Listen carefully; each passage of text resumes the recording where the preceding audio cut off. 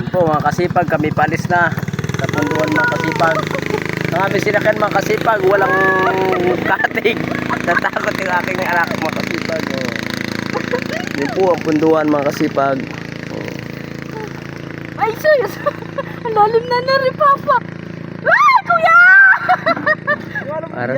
Para kang tanga eh. Papa, ngayon! Hindi. Ngayon nga lang ako, Papa, sumakay dito sa ganito. Papa, naalala mo nung isang katig pa nga lang sinakyan natin, tumawag pa tayo eh. Ito pa kayo. Wala yan. Okay lang yan. Ay, Diyos ko. Okay po mga kasipag.